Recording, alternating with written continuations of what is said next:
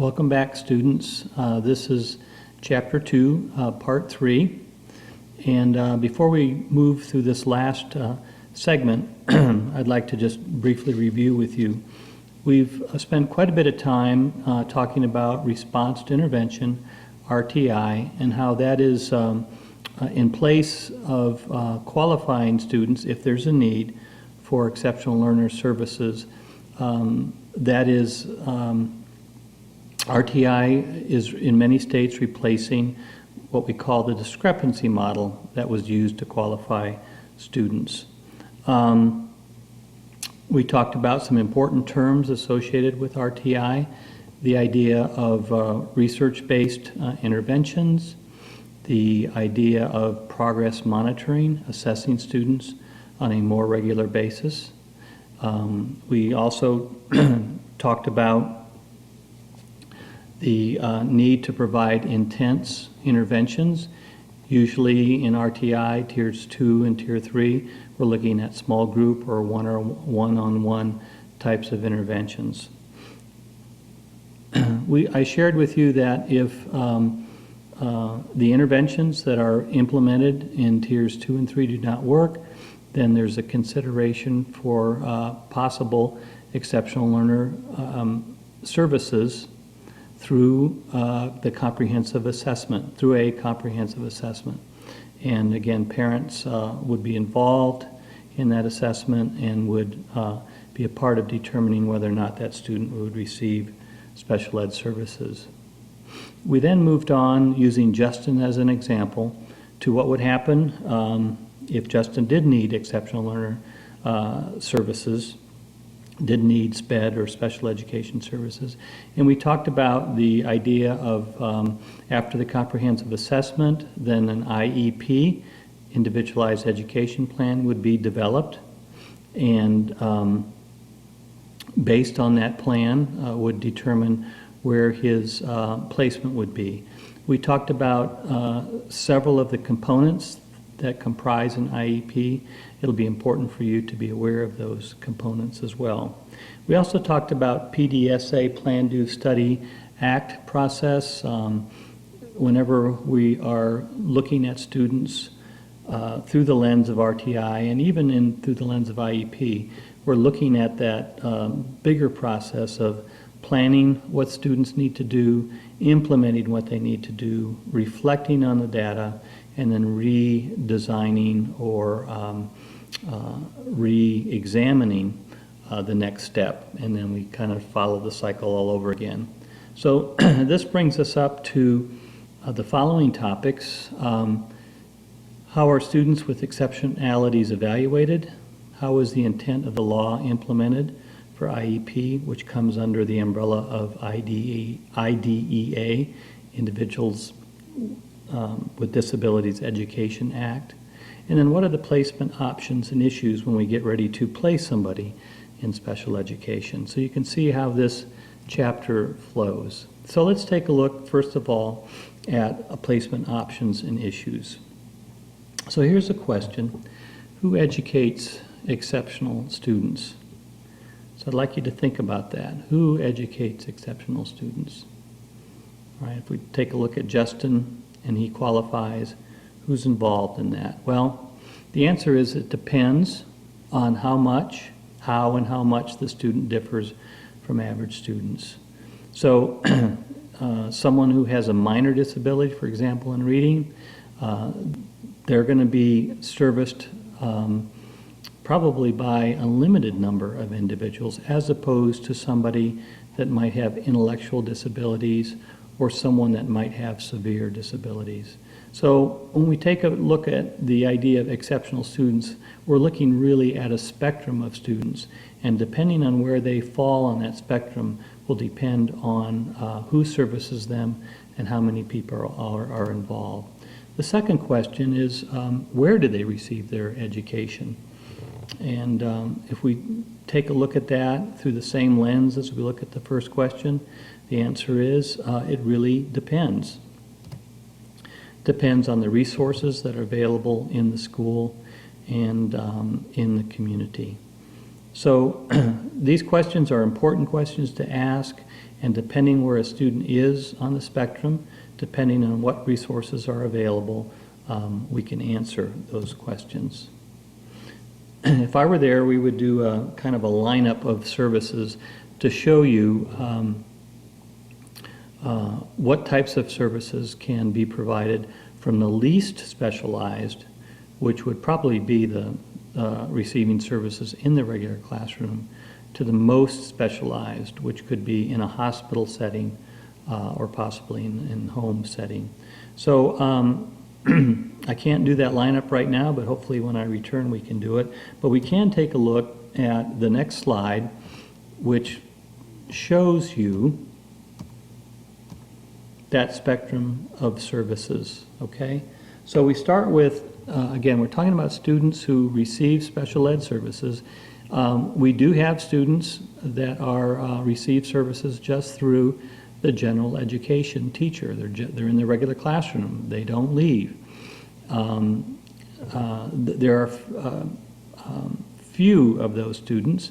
Usually students with special needs need some type of extra support. But again, we start with the classroom teacher as the least specialized, but perhaps the most important. Now, if we move into that second category, second dot, this is where a majority of students fall into that have disabilities.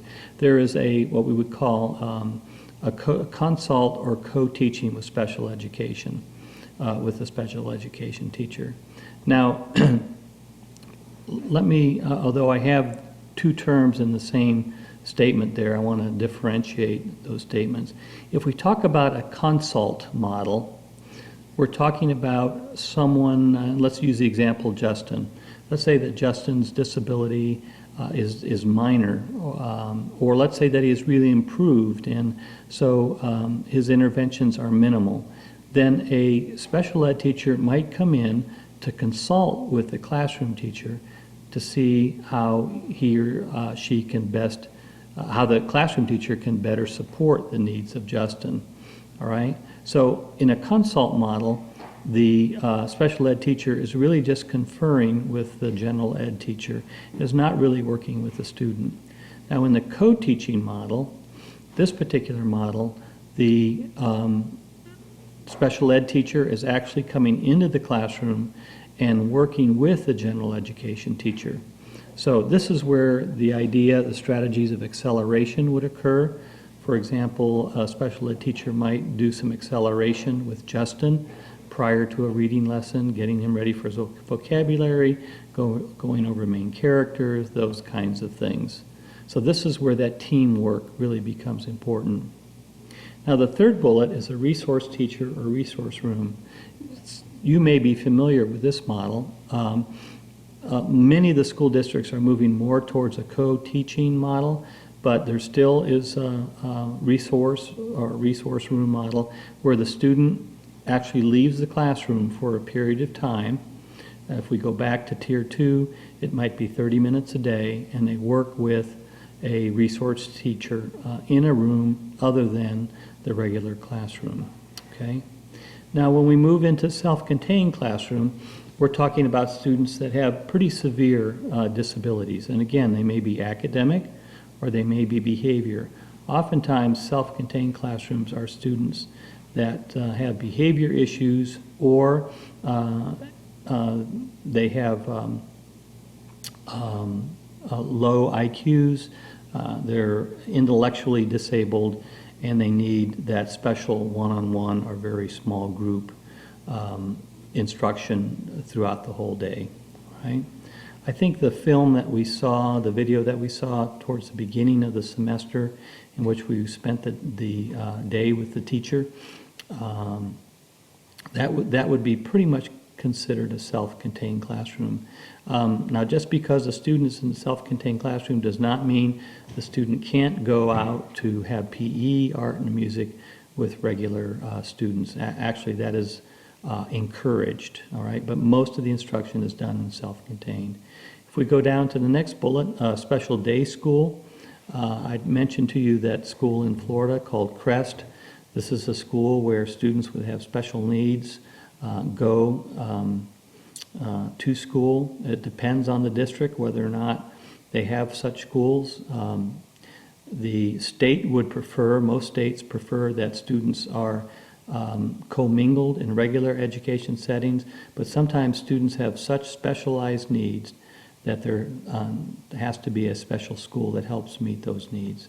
When you saw Marcus, if you remember Marcus in the boat, Marcus is in a bed all day. He has to be fed.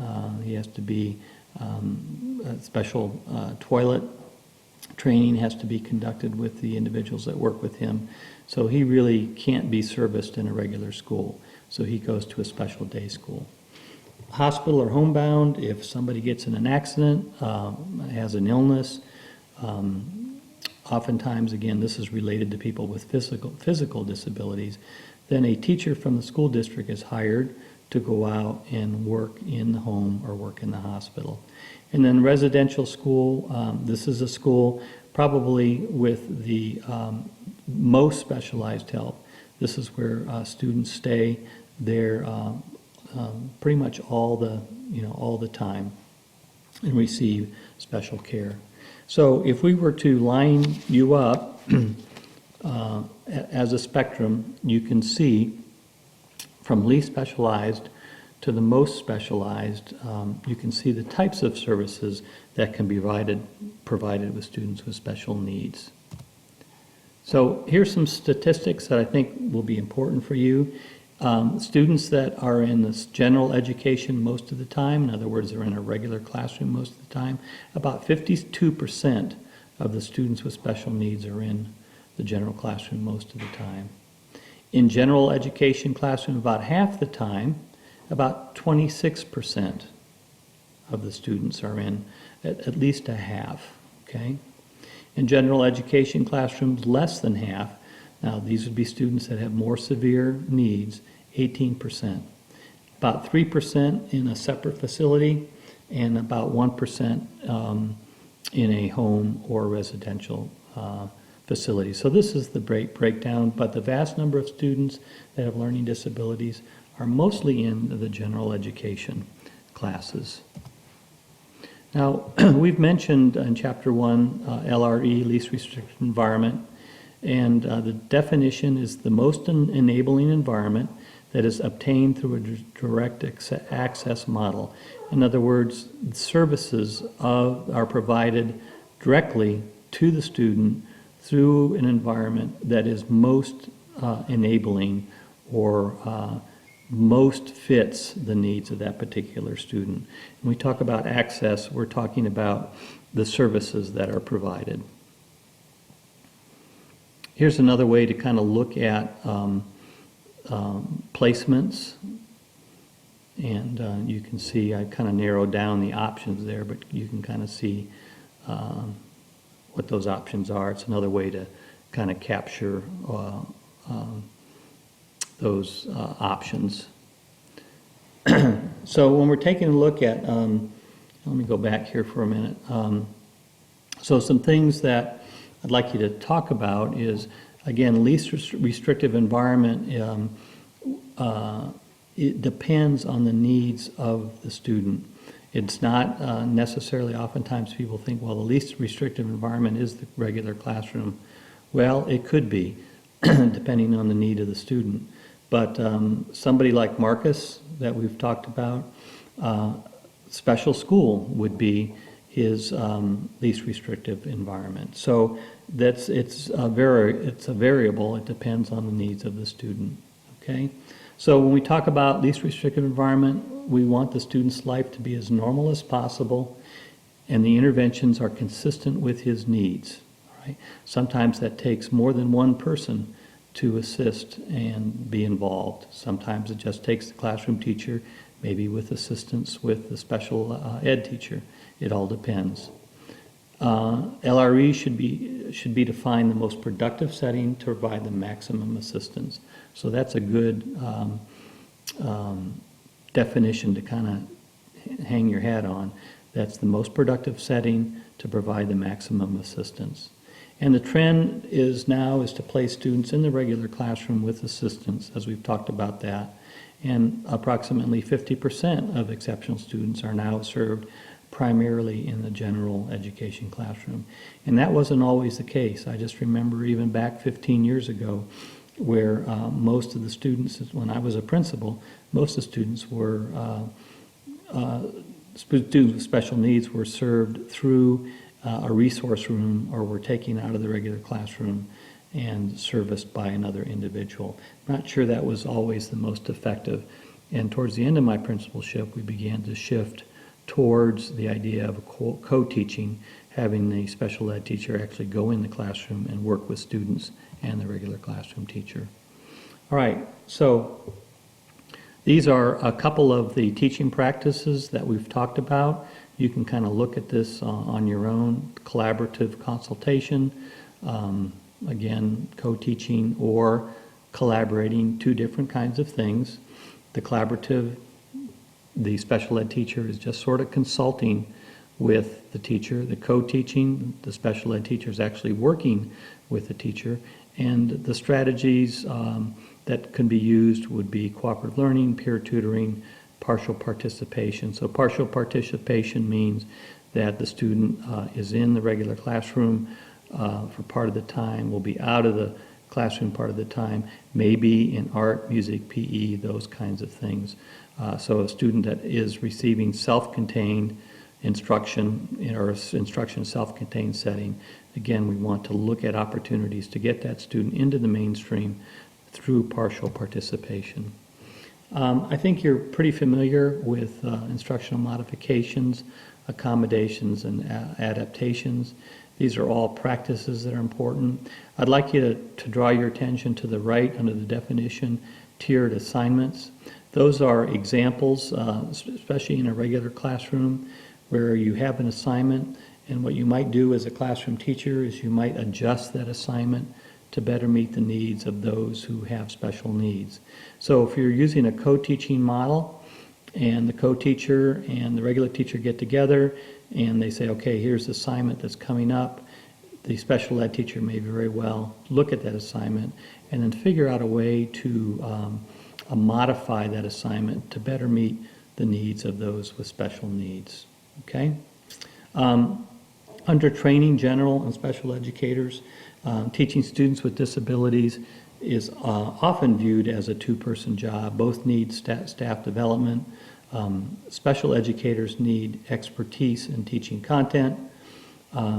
General education teachers need to be trained or coached on how to address the wide range of needs. So you can see that each individual, whether you're the special education teacher or whether you're the classroom teacher, you both bring some strengths to the table, but they're different strengths, and when you put them together, then you oftentimes have a good opportunity for success for students.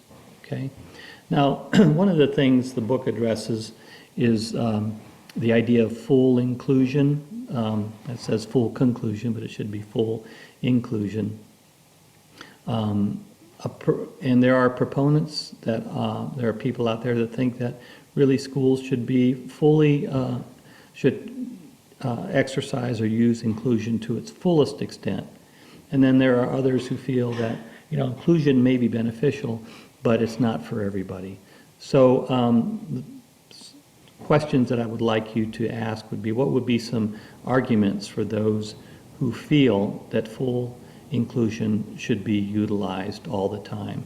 And what would be some arguments for those who might be against full inclusion all the time? So I'd like you to think about that.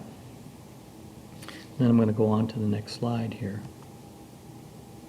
Okay. So proponents of full inclusion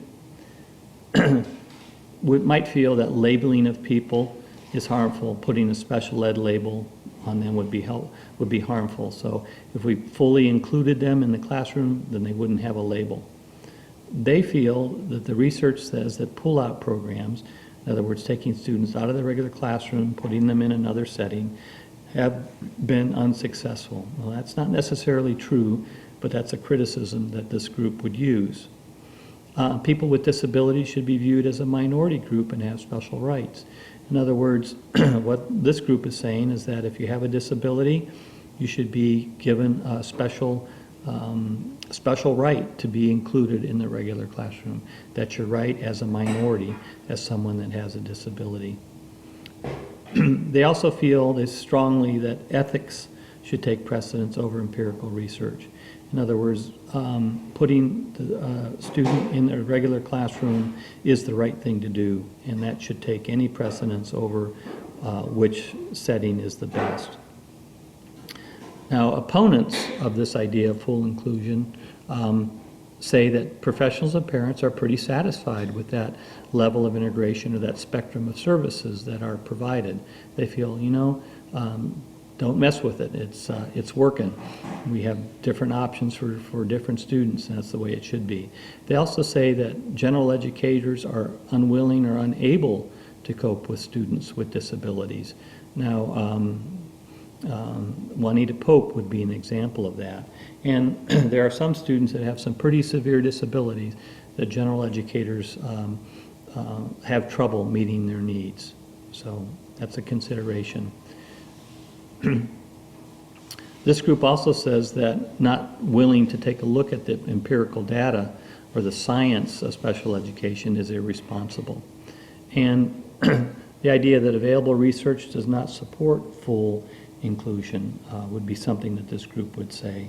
And in the absence of data to support one service delivery, special educators must preserve the continuum placements. In other words, they feel that that continuum is appropriate because it allows educators to make decisions in terms of what placement best meets the needs of students. So you can see kind of both sides here, proponents of full inclusion, opponents of full inclusion, and it would be important for you to have an understanding of some of the arguments on both sides of the fence.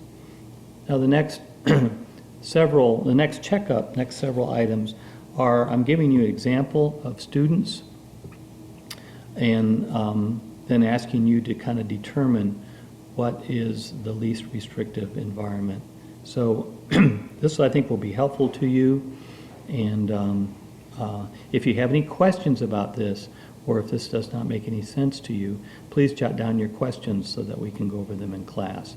So I'm going to scroll through these fairly quickly. You can read them on your own. And so we'll talk about, I think we're getting close to the end here, what's the teacher's role in providing special ed? Well, historically, and I think you saw this in Juanita Pope, there really has been a division between the special education teacher and the general education teacher. And it's been challenging to kind of bridge that relationship. So I'd like you to think about why. Why is it hard for general ed teachers and special ed teachers to work together? They certainly are. Certainly the relationship is much better now than it was when I first started education, but why might that occur? Special education and students who are at risk. Some people think that general education and special ed should merge, that there really shouldn't be a special ed category. Some believe that we should expand the services for at-risk students, and if we did so, then there would be less students going into special ed. Some people believe that general ed should develop new programs for at-risk. So the focus here is that if we can take care of the at-risk students, then we have less students going into special ed, which sort of sort of lines up with this idea of RTI. So another question is who receives special services, and then this idea of inclusion controversy, which we just sort of talked about. Okay. Now there's a pair share activity. We're not going to do that. So let's take a look at the responsibilities of all educators, whether you're special ed or general ed. So first of all, no matter whether you have a disability or don't have a disability, it's important for all educators to accommodate the needs of students. It's important for them to evaluate academic abilities and disabilities, or strengths and weaknesses. So all teachers need to be aware of the strengths and weaknesses of their students. If there's a need to refer for evaluation or to begin the process for RTI, All educators should participate in eligibility conferences. In other words, the pre-referral conferences or those conferences that determine eligibility for special ed. They should all participate in the writing of an IEP. They should all communicate with parents. They should all participate in the due process and negotiations if that occurs. And they should collaborate with each other, okay? So when we take a look at the general education teacher working with the special ed teacher, they both do these kinds of things. They both should be teaming up to address these needs. Now, if you're a special educator,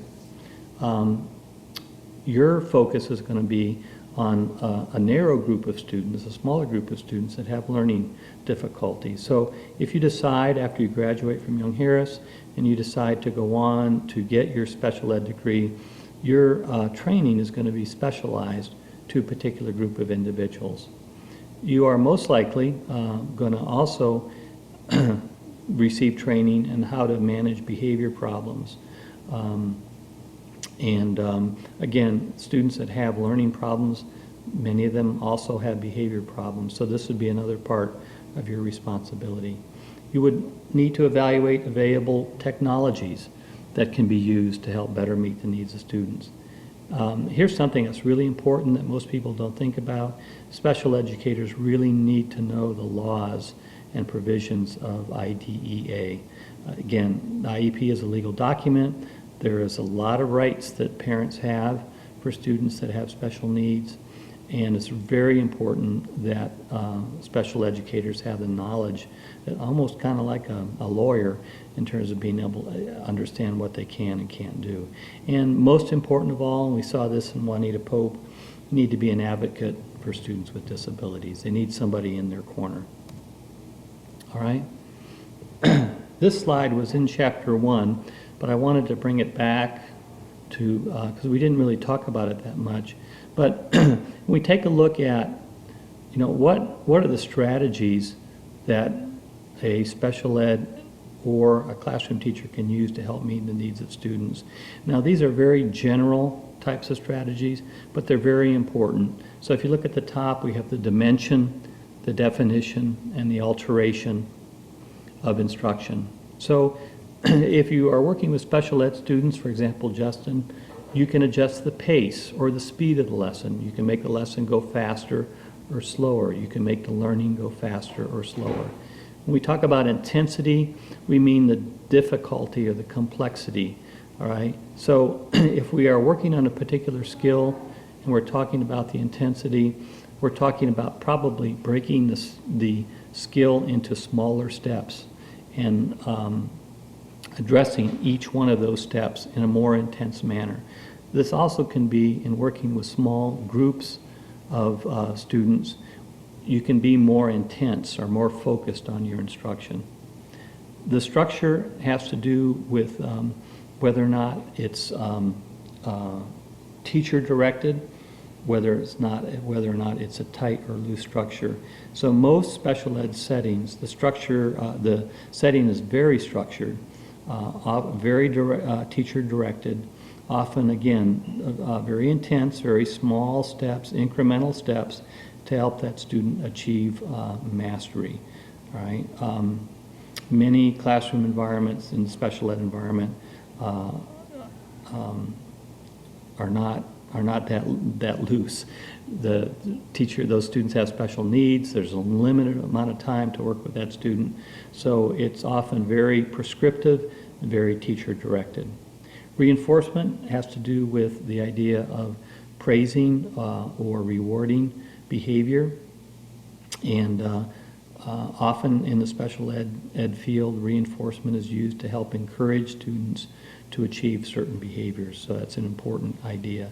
And the idea of class size, curriculum assessment, all those things can be adjusted or altered. We know that progress monitoring is done more frequently. We know the class size is smaller.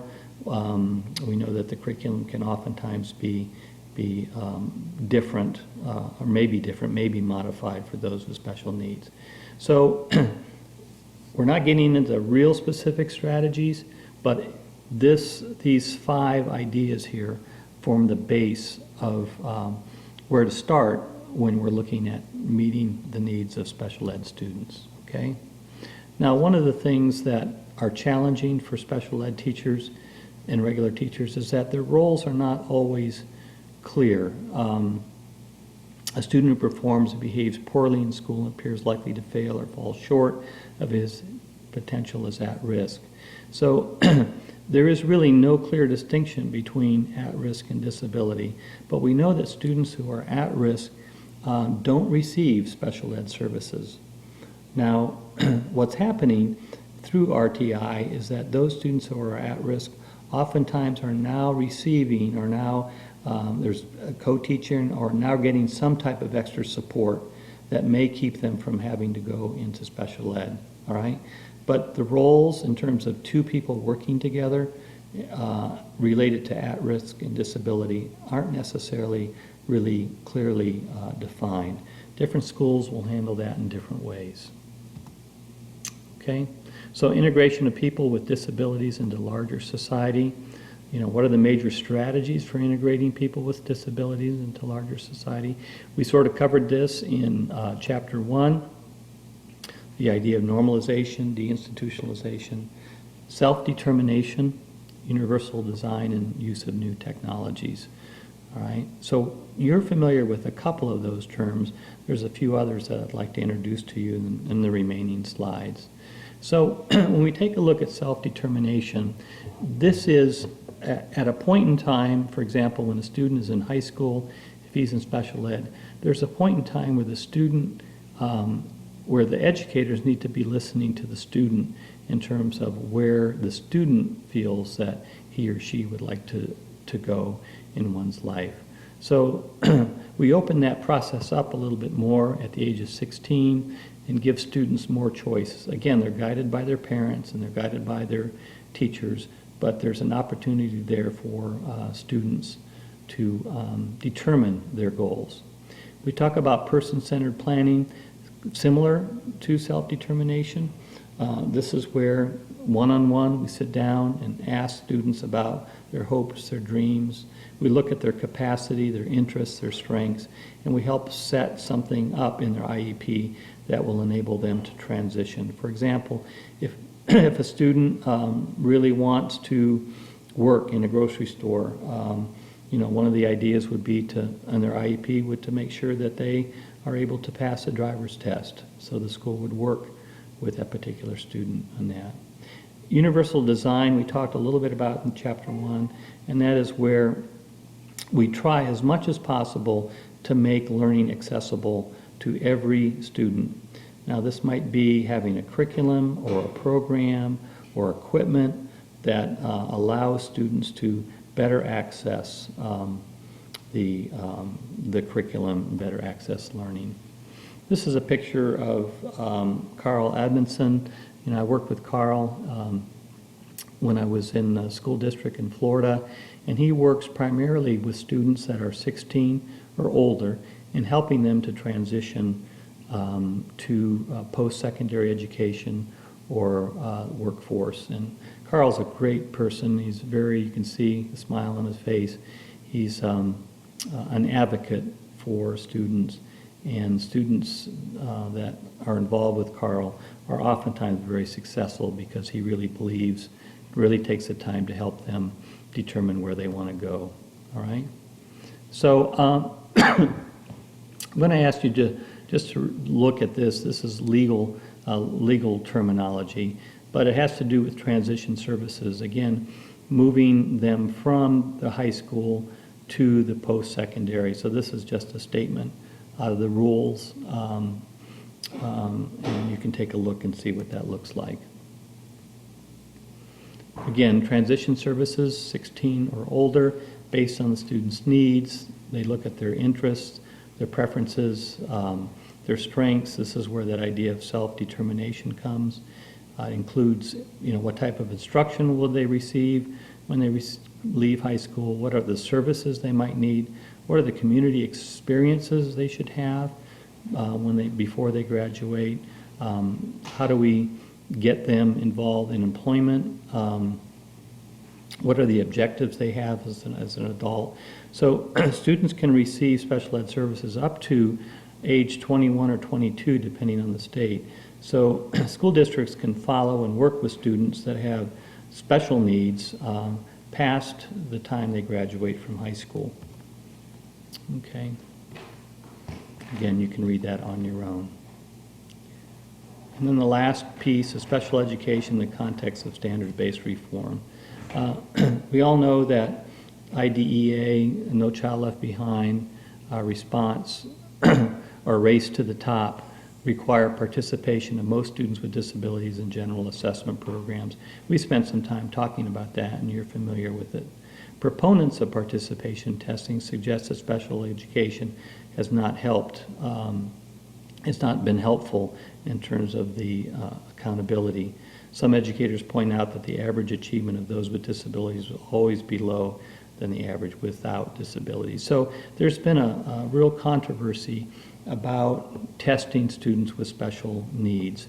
And most of the states have gotten around this or have dealt with this. I don't want to say gotten around it, but there's usually a cutoff. If a student has severe disabilities, then that student is going to take a specialized test that probably looks more like a portfolio and is administered one-on-one. Those students who don't have specialized needs, for example, somebody possibly with a reading disability might be a year behind, would probably most likely take the regular test, but they would have some accommodations. Their IEP might say that they have more time.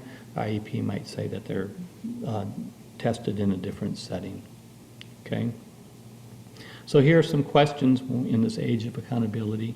We're looking at special ed. What should the standards be for students with special needs? Can you actually set a set of standards, or does the standards have to be on a spectrum, just like the placements are? Should all standards apply to all students, regardless of disability? What should the curriculum look like for students with special needs? Is universal proficiency, the universal design, is that really realistic? Is it practical? Is it right to use standardized assessments to compare outcome of students with disabilities? What should the consequences be for students and districts when adequate progress is not being met?